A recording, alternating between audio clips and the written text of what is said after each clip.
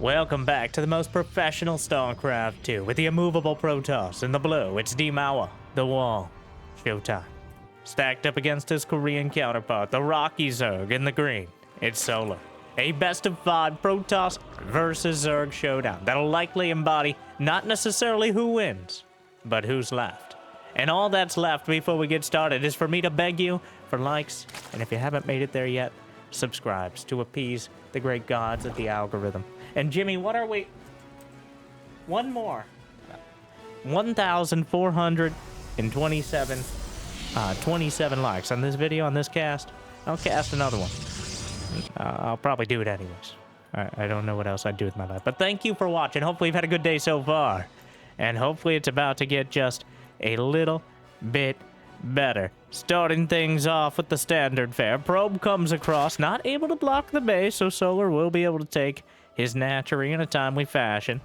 Meanwhile, Showtime with the Stargate in the main base. That's Stargate, the utility you need and also want in order to defend and pressure the Zerg early on, because you can't have them go expanding across the entire map. We saw how that worked out on Ire, and the Protoss did not have a good time, and they're still complaining about it. Well, Adept pokes in, creep tumor down just in time, and the Adept gonna take a look around. The Shade might not be able to see far, I think, appropriately, but enough to see whether there's going to be a Roach Warren, how many drones, stuff like that. Get a semi-beat on what's going on. Overlord hangs out at the little pervert plateau over here, and until the Oracle comes out, he's on borrowed time. A pacifist, but your existence just is inconvenient to those nearby. And we've all felt like that at one point or another. But not all of us have a stalker living up to its name, hunting us down and popping us like an overripe tomato. Though I don't want to speak for everyone. Yeah. Solar, couple queens hanging out in the main. One of them doesn't like the other, but we've all been there. Work friends. Friends in quotes. Oracle coming across the map. It has several responsibilities. Mostly looking good, but also keeping control of the creep. Constantly scouting. Is there a lair? Is there going to be some sort of silly Nidus play? Are the queens taking a stroll across the map? And, of course, burning out a few drones. Now, it's very important job for these oracles to take just enough damage to feel like they don't have to micro anymore. All right? You got to come in, get down to, say, orange, maybe even red HP, kill 2-3 drones, and then take so much damage that you can just sit at the edge of the creep and no longer feel obligated to do that again. I'm just assuming that's part of the Protoss build order, because it seems to be a staple of the early game, but we'll see. Showtime being quite conservative with them so far.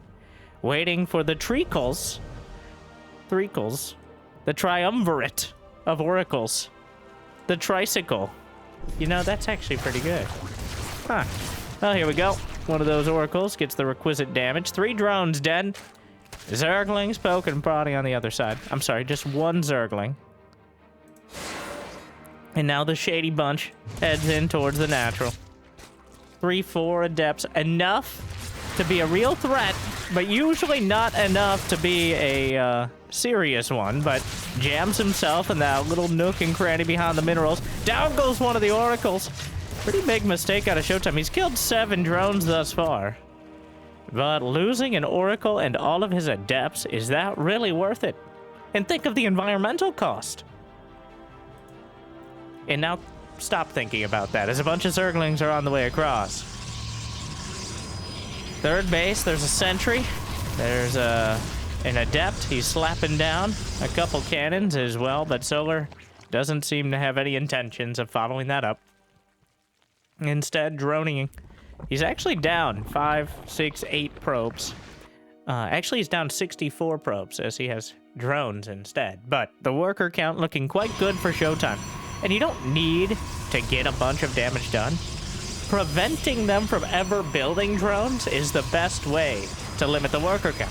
And by having those oracles and adepts, he drew out a whole lot of Zerglings, kept the queens busy, forced the spore crawlers, and that keeps the drone count limited. As the drones get promoted, we'll call it that, that's what they phrase it as, into spores and extractors and all those things, whereas one probe could technically build the entire base, satisfactory style.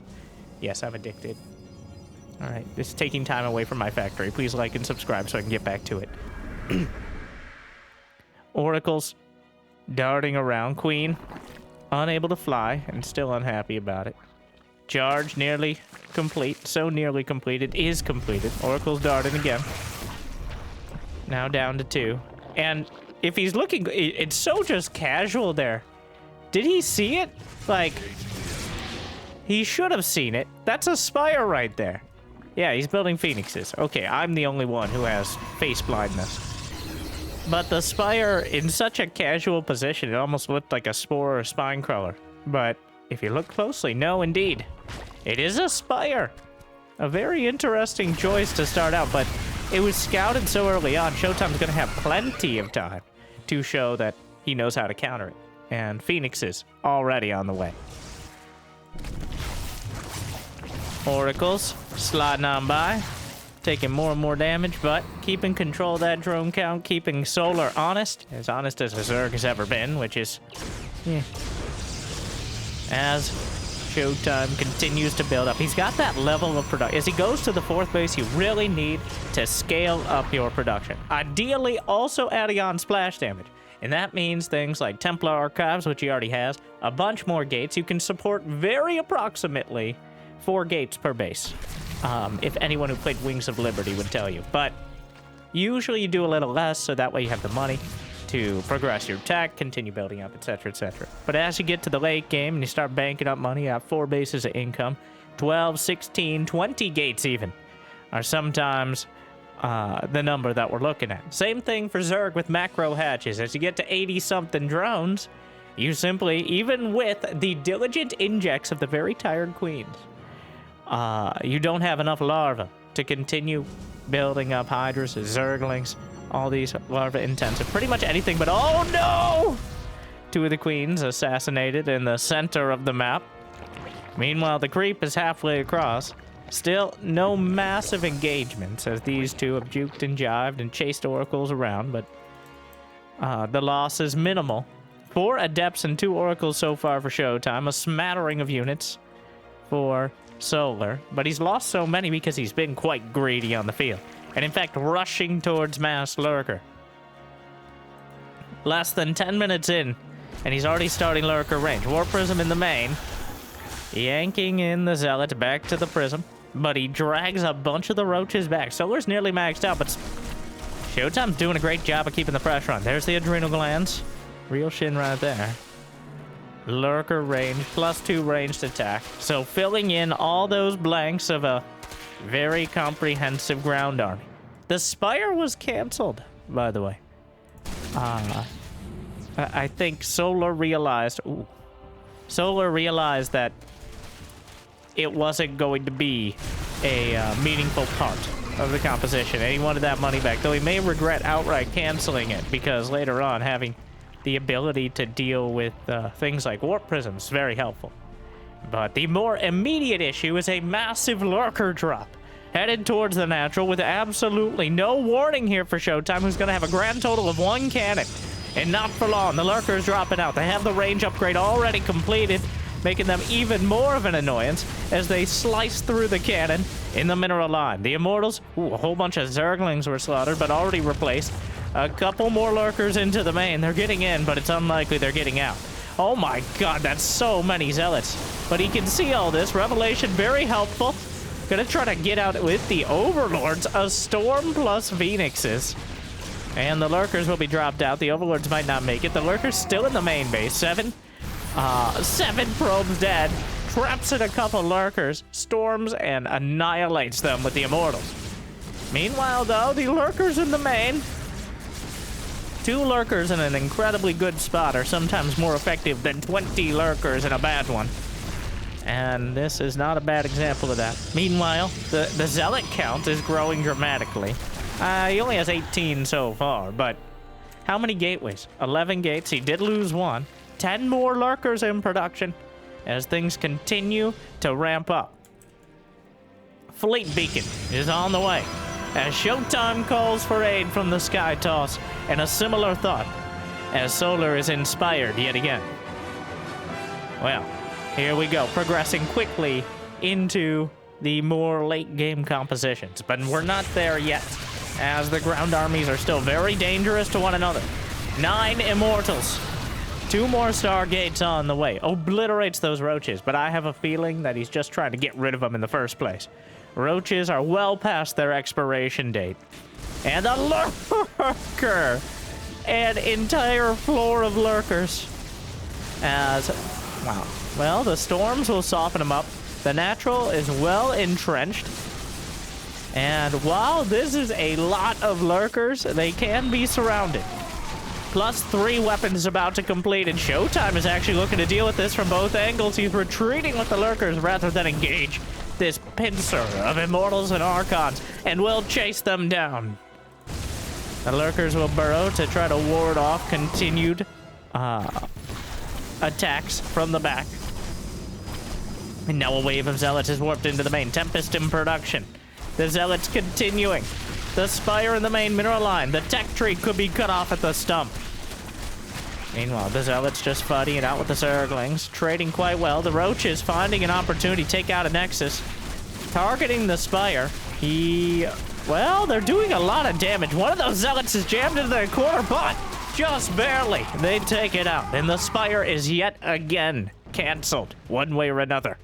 The Immortals, oh no, those lurkers are not in a good spot, and there's not nearly enough of them to intimidate this ball of Immortals and Archons as it just rolls around. There's almost nothing on the ground for Zerg that can contend with this. You need lurkers in unthinkable numbers. You need banelings coming in from every angle, or alternatively, broodlords. But that Spire being taken down yet again, and the fact that Tempests are already on the field, is going to make broodlords a distant dream for Solar, as Showtime continues to assert himself on the map. Despite the strength of Solar's army composition, Showtime is strong-arming him yet again. Vipers on the way. 18 lurkers on the field. But that pales in comparison to this Immortal Archon Tempest Ball. He has a single sentry for Guardian Shield. As well. Well, where are the Oracles? Gonna storm his way forward. Manages to dodge all the lurker spines.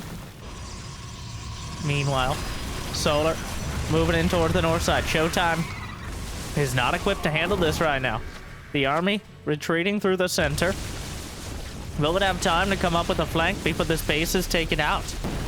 The lurkers are moving forward. Showtime closing in. The rest of the army's moving into position. Potentially intercepting one another, but the lurkers are cut off. And oh my, exploderated by the Immortals. It's a disaster for Solar. Losing a critical amount of lurkers before he's able to secure the kill on this Nexus. And Showtime is hunting. Lurkers being chased down. That's not nearly enough of them. Easily annihilated by the Immortals. There's still one, but oh my god. Like 2 shots the hatchery.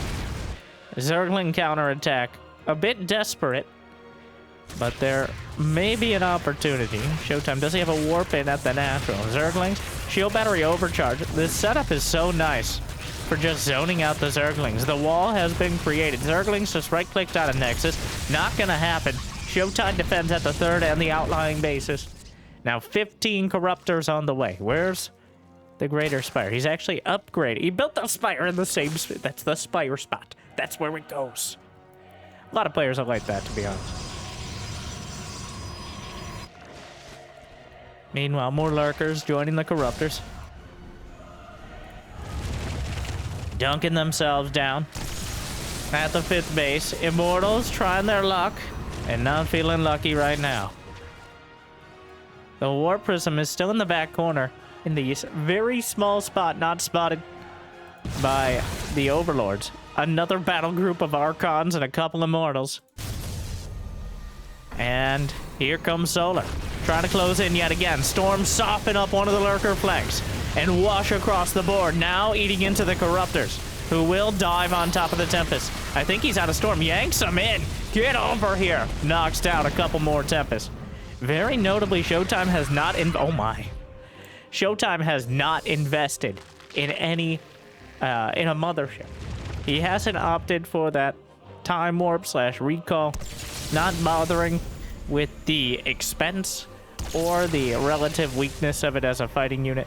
Hey guys, my life for ire, right? You see? I don't... Who is that? Why does he sound like a weird Terran doing an accent? Don't worry about me, guys. Why is he using a mouth?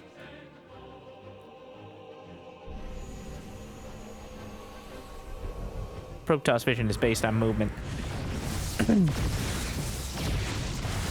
The Immortals and Archons. He clearly wants to recall, but he's got to get out now or never.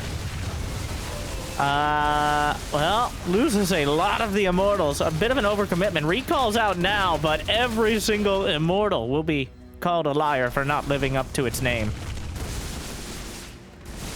The Lurkers are able to rip through. The Tempest count continues to build up despite the losses. Showtime now expanding to what most would consider is Solar's base over to the right flank.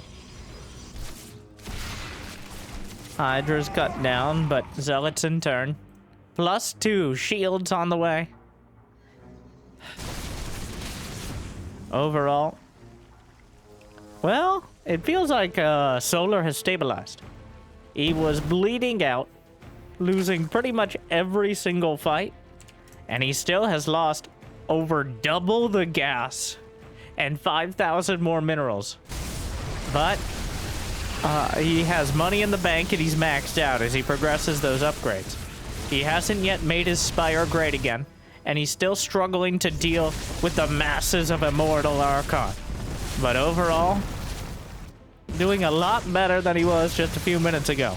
But that could all change when the when the Archon Nation attacks. As Zealots slicing through. Couple of Hydras, 3 Hydras, taking down the base. Another Archon just kind of made it through, eviscerated. Well, this is a bit awkward. It's a weird amount of time. He's a lot like 3 Hydras. Any other commitment, he might have killed this base. But using those Hydras as kind of bait right now to yank in some of the Tempests. To mild success, this is going to be uncomfortably close. Oh my god, he gets it. The Nexus is taken down by the 3 heroic Hydralisks. And now Showtime forced to rebuild it. And he actually doesn't have much money in the bank at all. Gonna cut off another army.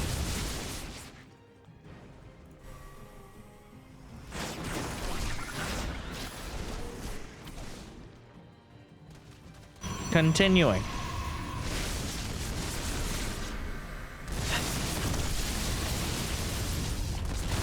Just dueling on each of the ramps. What a chess match between these two. A very violent chess match, but, you know, that's not too out of the ordinary.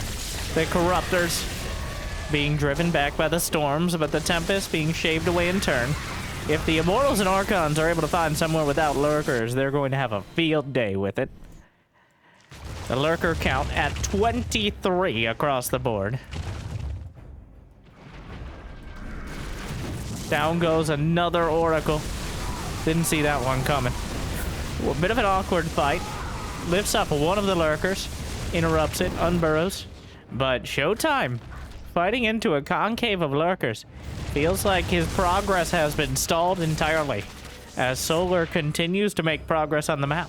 He has a whole lot of gas in the bank. As does Showtime. But another Nexus is going to fall. The Protoss upgrades are almost maxed out. He's got +3 air weapons. He's working on what? Prome's killing a Lurker. Check that one off your bingo cards. The Neighborhood Watch has gotten... they ask a lot of them, and they come through. Corruptors hunting for Tempest. May get one.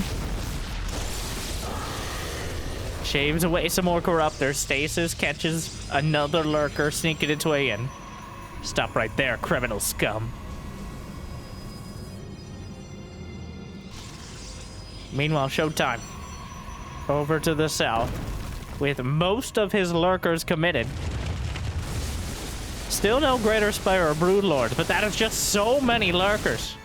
Showtime decides to trade bases if possible. There's no way he's going to get back over here in time. There's nothing over to the right side base to defend.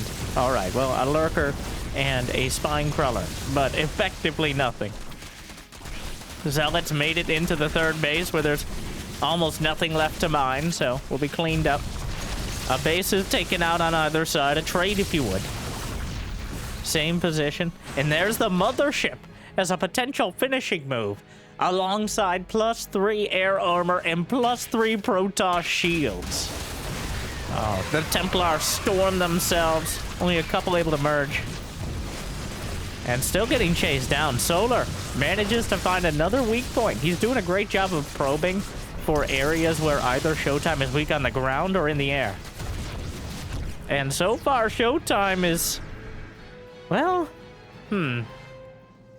they're both still maxed out. Still with great... I was going to say great economies. That was definitely overselling it. But still with enough money in the bank to replenish some of their armies. But overall, very expensive armies they can't really afford to lose most of. So being very careful. 23 minutes in.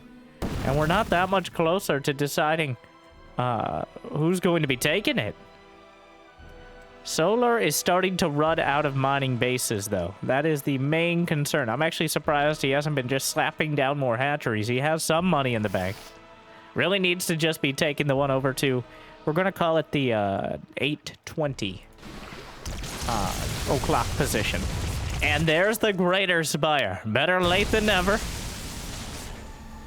Broodlords, a more consistent option, though not an incredible one, as there are already Tempests on the field. But the reason Showtime keeps making Tempests is because they are the counter to Lurkers, and they discourage Broodlords. Without them, the Changelings, all but one. Somehow he slips one by him every time. Meanwhile, Hydras and Lurkers.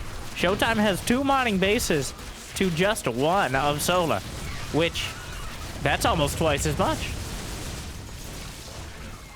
Trying to snipe off the Tempest. Almost gets one with the Hydralisk, which are not really an anti-air unit so much as a proto-lurker.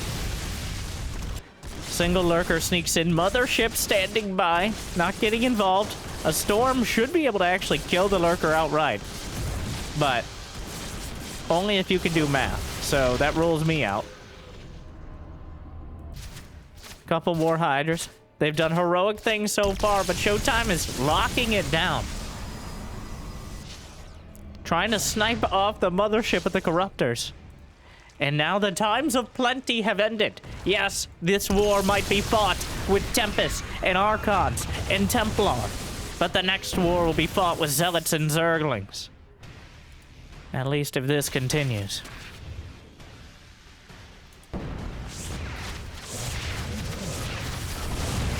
Another storm. But the lurkers close in. Solar still hasn't expanded to any of these bases. He's now double expanding, but he's been focused on trying to find pickoffs with his Corruptors and his Viper. Another lurker goes down, or up, I guess, technically. No longer is on the field.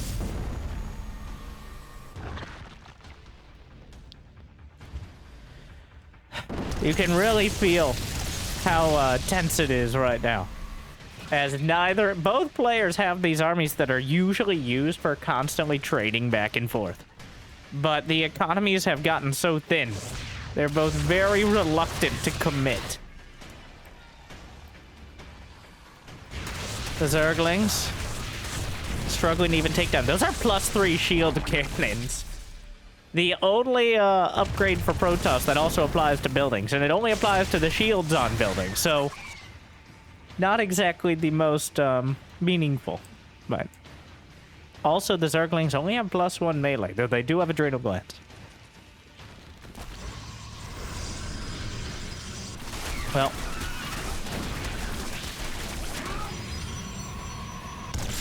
Tempest shelling.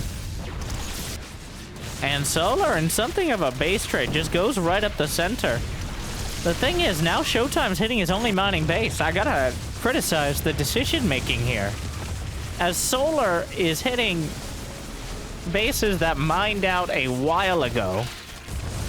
Sure, there's the base in the center, but Showtime is now hitting the entirety of Solar's income. So, would you rather stop them from ever getting any more money or mildly inconvenience them? So, the Lurkers are still incredibly dangerous. Solar will take out a Nexus, but it feels like Showtime has simply outmaneuvered him. How many Templar is that? 16, and most of them have full energy. Wow. If he casts that many storms, he can maybe make a gate out of them. Though that seems like a questionable idea nowadays.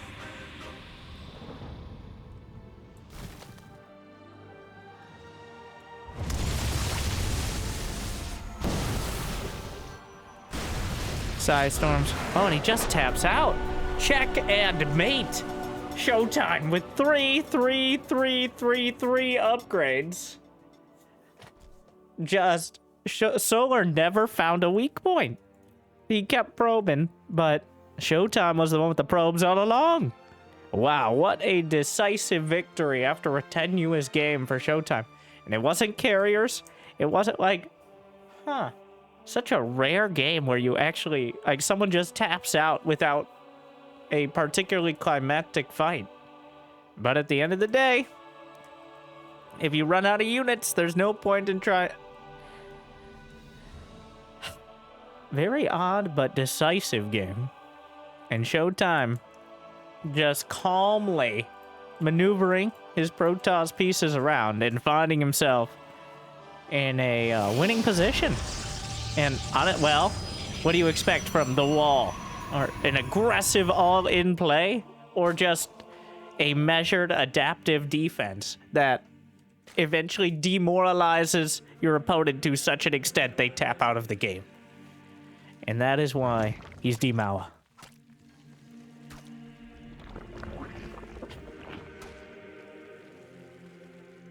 Game 2, I'll see Oni.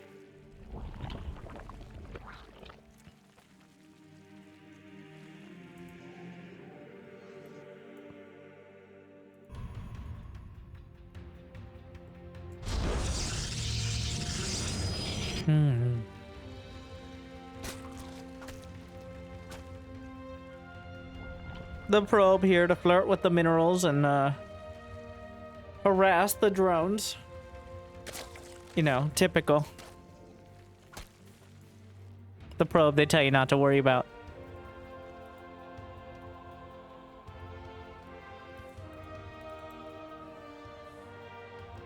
Checking for the third. Was able to block the Natchery this time around. I'm struggling to think of a weak point in that build. Yes, if you catch it out of position, and this goes for anything though. Like if you say, well, if you just catch it out of position, but the Tempest to preemptively counter the Broodlords and force anti, and that's the struggle, is Zerg doesn't have great built-in anti-air. You don't have, like Hydras are not anti-air. Don't let them lie to you. Don't let big Protoss lie to you. And call them anti-air. Hydras are so fragile. A single storm gust can blow them away. They don't have the range, especially against Tempest and carriers. They're mostly there to provide that additional DPS, as well as potentially turn into lurkers. The Corruptors are needed, are required to deal with the Tempest, to deal, well, unless you're Dark, but the rules don't apply there. So, having that much Zerg army supply committed to anti-air just to deal with 3 to 6 Tempests. Showtime the entire time manipulating Solar's army composition so that way it couldn't quite be enough to counter. So beautifully done. And a bit frustrating for Zerg. And by a bit, I mean at least a bite. So Infestors maybe, but Infestors are reliant most of the time on your opponent not being prepared for them, not having detection, or being out of position again. So, as they are some of the squishiest and easily countered units when you're paying attention, it's just, usually there's so much going on, they find opportunity. I think Showtime approaching the theoretical strongest Protoss composition there. And I stand by. I agree. Tempests over carriers. Carriers are a great A move, overwhelm your opponent unit, but Tempests are a much more surgical unit, where you don't just blanket the airspace with hundreds of interceptors, but instead force a specific response for minimal cost. Now, something a little less subtle, though, is Adept Glaives. 50 Shades with Glaives is the build. Well, yeah, he does have 4 gates, so it's going to be a healthy, for Protoss, Adept count. Now, if you're not ready for the Adept Shades, you can just lose the game. This build is still very strong. We just don't see it as much lately, as if Protoss rely on it too much, it starts getting hard countered by Roach timings and Queen all-ins, because you don't have nearly as much air support to help with it. But right now, the Roach Warren isn't done, which is going to make this very hard to counter with Roaches, because without a Roach Warren, it's very difficult to build them. But here we are. Solar, though, on the edge of a supply block as well. Not that he has that much money. The Adept Glaives, 6 seconds out. Cancels the Shade. Queens will fight. Brenda, isn't this build, like, older than you? 1, that's very rude. 2, no, technically. I'm, like, 20 years old. Wow. And what do you have to show for it? You know what, Susan? You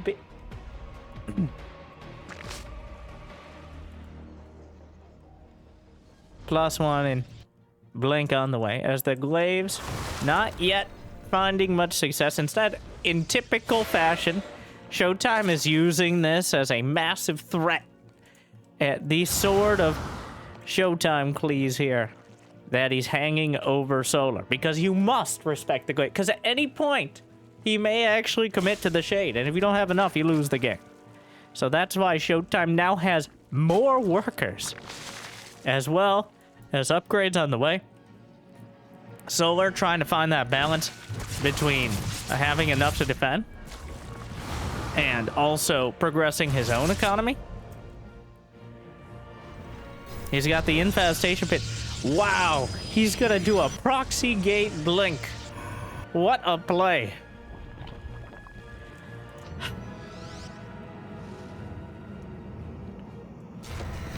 Very interesting, but this is very intent on hitting Solar before he has secondary tech. Solar has stopped building up to defend against the Adepts and has started building towards Hydras and a Hive, and that leaves him woefully underprepared to deal with this straight-up Adept Blink Stalker timing. What a perfectly targeted sort of timing here to take exact advantage of what Solar was trying to do. And he's popping out a bunch more Roaches, which is not what he wants to be doing right now. He wants to be building Hydras and a Lurker Den, but the Stalkers are just chewing through. He's actually, that's it? Wow. Huh. Well, and just like that, Showtime blinks his way through. As soon as Blink was shown, well, not as soon as Blink was shown, but as soon as he loses those Roaches, what is there left? Pretty much nothing. Showtime with a much more aggressive, but still carefully manicured timing that leaves him with a decisive victory, and now on match point. I'm just kind of shell-shocked by that one. Game 1, he just let Solar wear himself out. Game 2, he helps him out quickly. Solar has Showtime has his number right now, and that number continues to be 0 for Solar. Wow, very quick hatchery. Hatchery before Overlord, which is usually how things go nowadays in order to make sure you can get it before the probe gets in, because nobody likes probes. Not even probes like probes. That's part of the problem.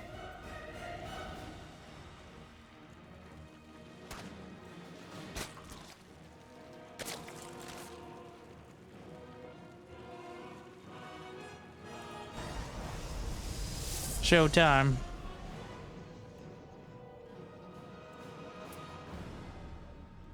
Amphion. I don't know. Whenever you run out of... You either lose track of what you were trying to say, or you realize what you were trying to say was very dumb. And I'm not sure which one it was, honestly, at this point. You just go back, just say the map name, get back into the map. Protoss versus Zerg. Amphion, close air distances. Stargate, pretty strong. Spire, not as strong, but optimistically so. Now, you can sometimes do like a counter meta build by just doing a straight up ground timing, because a lot of players will turtle or try to turtle directly into air. Take advantage of the map. But of course, there's always the reverse bind game of knowing the map and then doing the anti-timing there. And I expect Showtime. You know what? I don't know what to expect from him, as he's shown both flavors of Protoss here. Solar has been left to react to what Showtime is doing, and I don't doubt that will continue.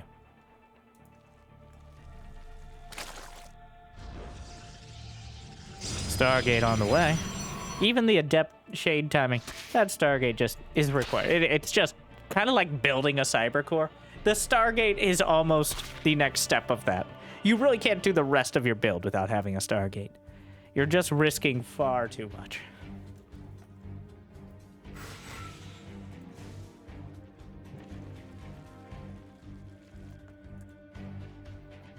Now, Adept Shade continues to shark around. There's not going to be Zergling speed for a little bit.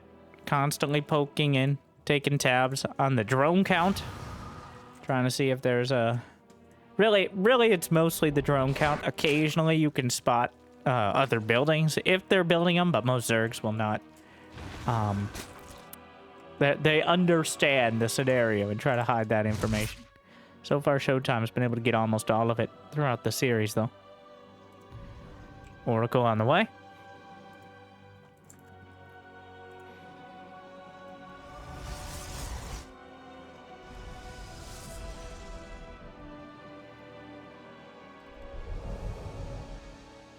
And heads across. Now, the real game begins right about now. Right as Showtime takes its third, the options to take another base. Yes, the adept sort of pressure and the early game poking and prodding is always important. But it's almost, it feels like it's just built into the game so much at this point that it might as well be assumed. But what we can't assume is what Showtime will do next. He's got 2 more gases on the way. This looks like a straight-up blink timing based on those 2 Vespene gases. And I would be wrong, because that's a robotics facility.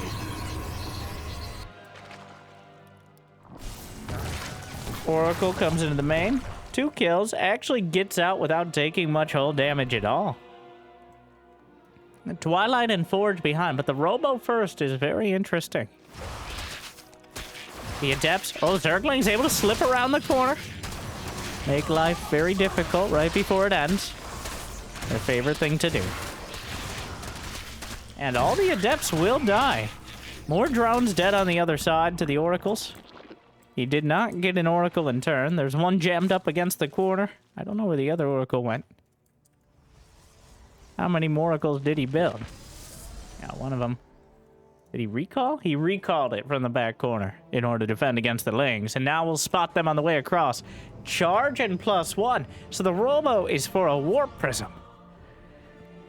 I'm not sure how much of this is a reaction to the lack of tech that Solar has shown. Because if they're not rushing a lair, you can get away with going charge. But the big weakness of charge is if they either have... Well, 1, they can just go for a Spire. And 2, they can have Roaches with speed. Or even Hydras. But with no speed and probably no Banelings, Archon Charge Lot is certainly a strong option. Oracle comes in, slaps down a Revelation on that 3rd hatchery, and then hides right back in the corner where it belongs. Nobody puts the Oracle in the corner. Besides Showtime. Showtime's allowed to do it. 4 more gates. And once you see the Warp Prism, that means the... Oh, wait, the Warp Prism's already out. So the attack will commence now. The attack will... Thank you. Archon drop.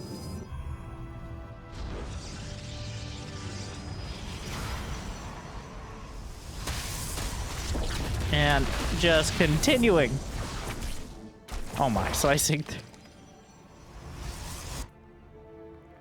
The Archon drops on the way in.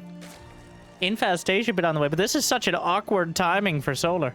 The only downside is Showtime doesn't quite have enough supply. He's warping in.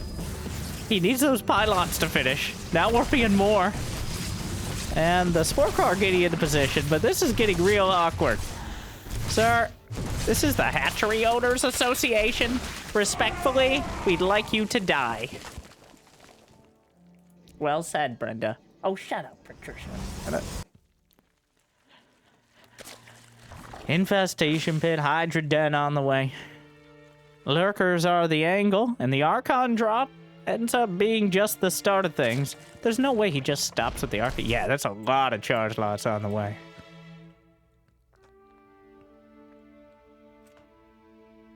Archons headed towards the north. And the Queens, there to rebuff it, but warps in another wave. And, well, gonna try to chase it down. Small counterattack. There's a lot of roaches here, but Speed just now finishing as the fight has already commenced. The Queen's getting involved, but Showtime maneuvering the Prism to remain safe here. And now he's isolated the 4th base with all the drones at it. Another wave charges in. Archon's doing a lot of damage to everything here. Meanwhile, another wave of Zealots warped in to deal with this and will chase down the Queens. The Archons having a real tough time of it. Juggling it back. Kills the 4th hatchery. 8 drones with it. Solar struggling, but as you can see, the Speed Roaches, the answer here. And now the Roaches are headed back across the map. Thing is, Showtime still has plenty of economies, building 2 Immortals at a time. And even though the Roaches were able to throw back the army, I don't know if they have enough strength to actually do damage on Showtime's side of things. When you're able to fall back to shield batteries, and, well, now there's Immortals in the army composition, so there's not much of a harder counter. An attempt at a stasis, actually a successful attempt. And Showtime has just smoothly moved into this Immortal Archon charge slot yet again.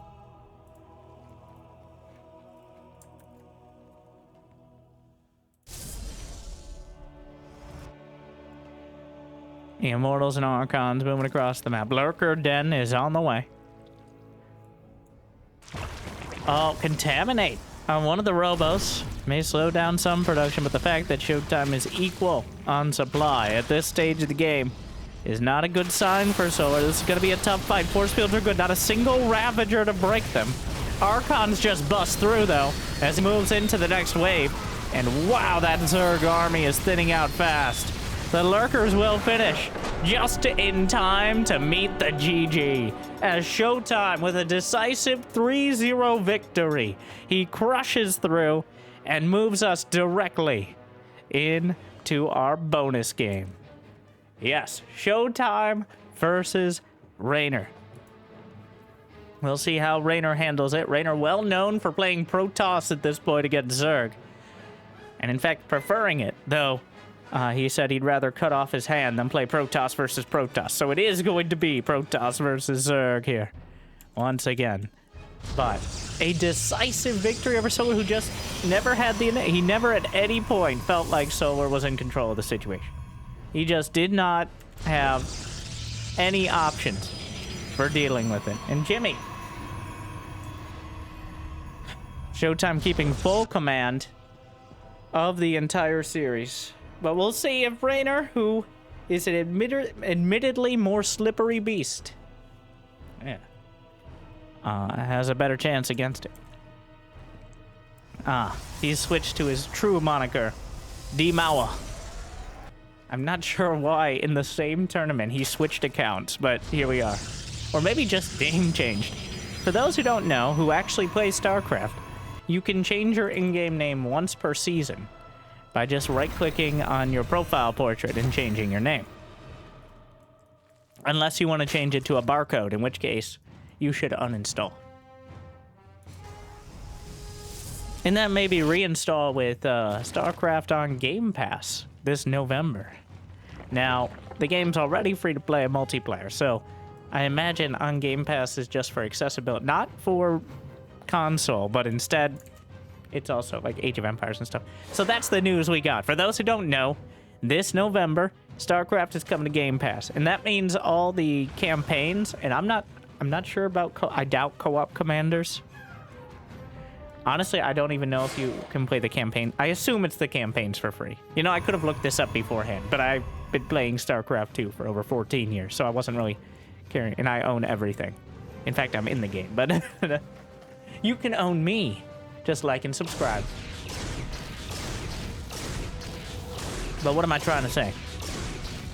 Anyways, if for some reason you have a few of those friends out there, already great job, and they wanted to play the campaigns, I'm going to go ahead and assume. Because if they don't put the campaigns for free on Game Pass, I don't know what the point is. But we will see. You know, anything. Maybe at some point we'll be on Steam? No, don't do that. Don't give me hope. Well, Reynor, with the standard fare, but a Phoenix first out of D-Mala. Queens, we'll zone it out. Gonna lift up one of the queens, but there's still one underneath, so an optimistic play. The old alley-oop trick. We used to see that a lot more often. I'm not sure why it went out of style. I think mostly because people realized 2 oracles were a lot better than doing some fancy lift the queen and slide the oracle underneath trick. But Phoenixes can also shoot down overlords, so that's kind of their main skill. Melee attack on the way. Another oracle gliding across. Twilight and Forge, yet again.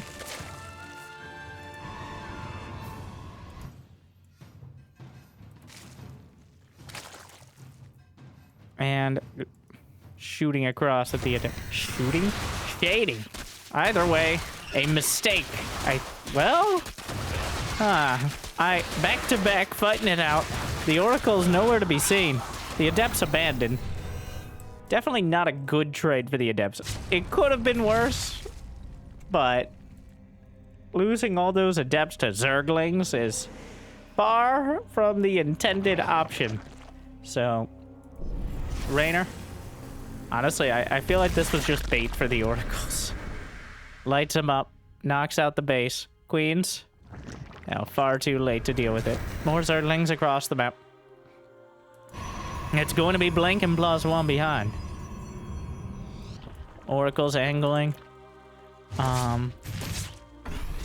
Angling towards the natural where Reynor just built a spore. He's relying so much on maneuvering the queens, and so far that's paid off for him. He only lost 2 drones.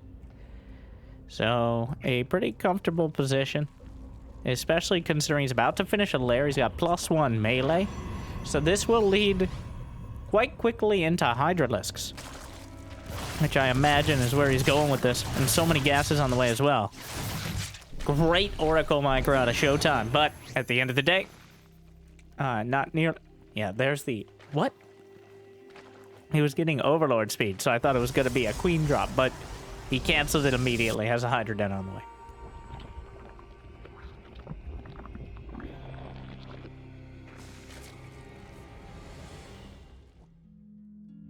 Templar Archives in production. Robotics facility.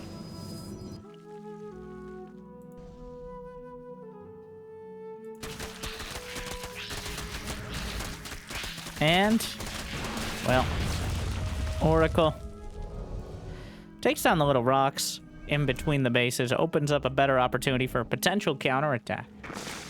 And now Reynor has quite the spread on the production tab. Baneling Nest, Infestation Pit, melee attack, and Carapace, as well as Hydra Speed. stasis. That real-life Phoenix, not a hallucinated one, just consistently gliding through. But here comes Dimawa. A bunch of Blink Stalkers and remarkably close army supply.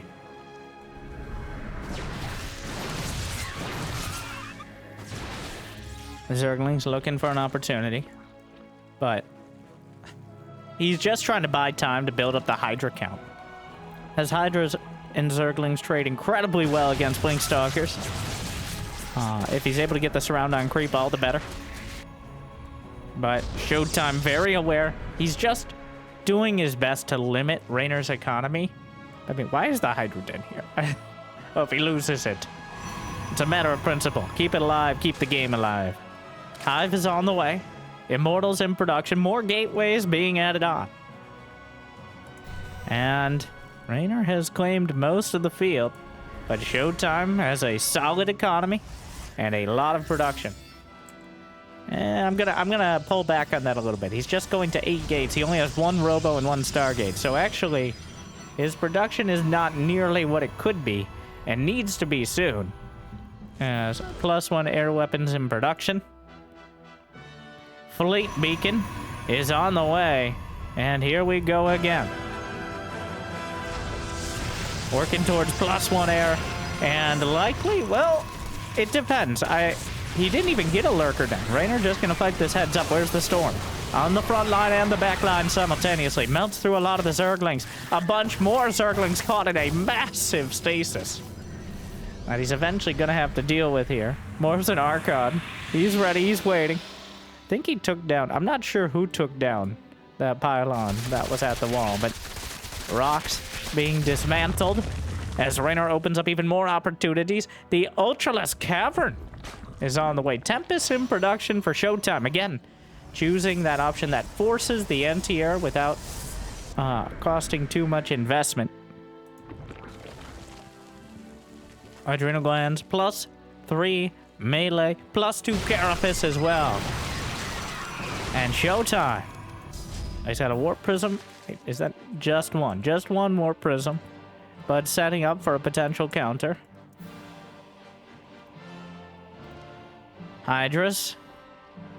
He knows it's out here. He must have seen it at some point, but unfortunately just a little bit late, though, with this many Zerglings. Yeah, well, wow, is he going to try to save him? Indeed he does. More Banelings on the way on the center line.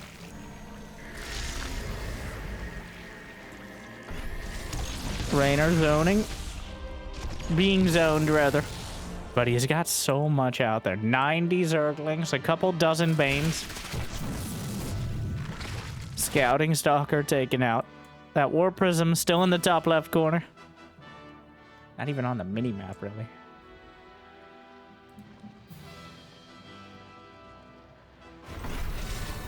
A tense moment, and Reynor has to make some kind of tough decisions now. He has the money, he has the economy, he has the army. Oh, this was optimistic. But do you try to attack in to a 4-base Protoss who's well entrenched with well-upgraded units? The obvious choice is just wait for him to expand again and eventually starve him out. If Showtime tries to come out on the map, surround and crush him. But if he sits back, you just let him hang out for a while until he eventually is forced to expand because his resources are running out. More storms, Banelings, Zerglings from both sides, but forcing storms on top of the army. Nexus dies incidentally. Reinforcements come down from Showtime, though, and this army will be thrown back. Well, actually, it's just gone. The entire army's gone, and he replaces it with 9 Ultralisks. Well, all right then.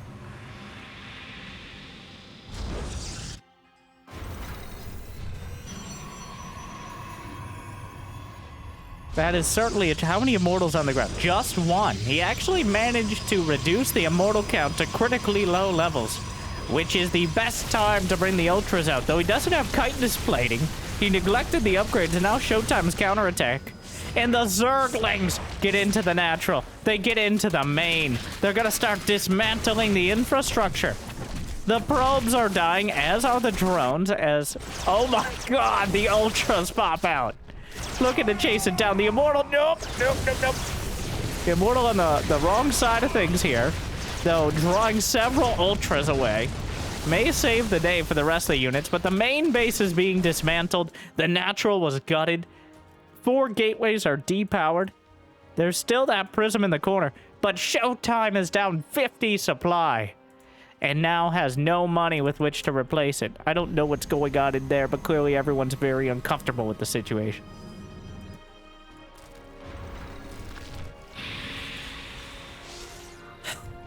The creep spread is reaching out over almost every angle. The Ultras continue trundling along. Air weapons level 2 is about to complete. How many Tempests are left? Just 3? He's not building anymore. The wall has been rebuilt, but the Ultras cleaving through. Air weapons 2 completes just in time.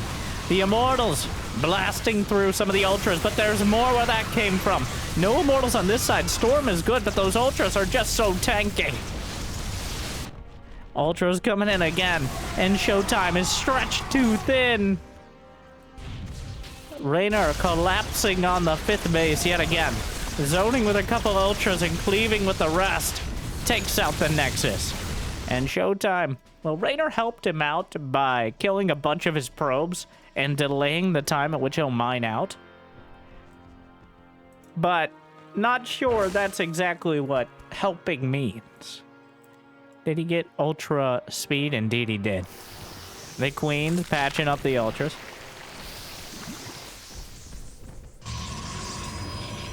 And Showtime still has a healthy amount of army supply. It's just he cannot afford to keep taking fair trades. He needs to win fights because Reynor has access to so much more of the map. Stasis isolates just the Ultras, which are too thick to be countered by Stasis. Makes it a little easier for the Immortals to do some work, but there's Ultras on either side. Just cleaving through. It's too much. The Ultras chewing it up. Shield battery's helping out. Reynor recharge. There's an Ultra in the natural. The Zealots are actually slicing it up, but it's incidentally killing probes. More Banelings rolling in. Another wave. There is no additional base. There's nothing for Showtime to look forward to. He keeps having to look back. That Phoenix has survived. The Warp Prism is still in the corner. But Reynor is ripping him apart. Surprisingly, it seems Ultras a better answer to the Immortal Archon counter. Well, really, it's the economy, stupid. The fact that Reynor was able to hold on to all these bases while smashing Showtime's 5th. He's doing the same level of chess mastery that Showtime did to Solar in that previous series. I believe that series was played right before this one, by the way, for reference. So Reynor may have had the opportunity to see how Showtime was going to play and figure out an answer. But the Immortals in the corner. The Ultras may be cut down, but there's more Zerglings in the natural.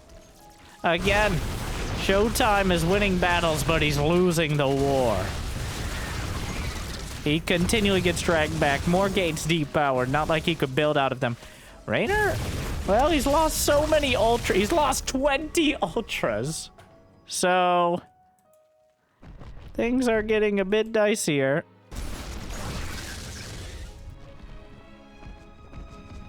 Five more Ultras in production, though. If it ain't broke. Well, there is a small... If Reynor continues to be quite this wasteful, he's lost 5,000 more resources, which is not that bad in the grand scheme of things. Another... Oh my god. These massive stasises. This is it. This is the army. Showtime has to go. He's running out of money back at home. The transfuse, he's on creep though. Infestors come out. Throws out a fungal. Holds them in place. The Tempest helping. Oh my god. Oh my god. He's turning it around. And Reynor, his entire army's gone. Obliterated by the Immortals. He turns it around yet again. And D-Mawa powers through.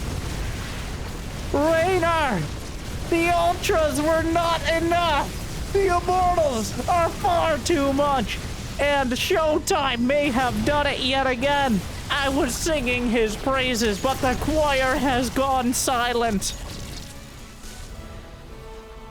He had one shot and one opportunity, and the Ultras are not enough to prevent him from capturing it. The storms across the board, the Ultras trickling in, but the Immortals turn their cannons on them and easily annihilate them. And GG, D-Mawa comes out on top. Well, I truly didn't expect that turnaround, even with the dozens of Ultralisks. But Showtime holds. D-Mawa holds. And that's sometimes all you need to do. Wow. It's rare when, because I try not to spoil myself for these series. I usually, breaking the fourth wall here, but I usually do know who wins in the series. It's almost impossible not to when we're looking at it after the fact. I try to do my best not to know how the games go, and sometimes I'm able to keep myself from knowing how many games there are, but otherwise Jimmy couldn't load up our anti-spoiler games.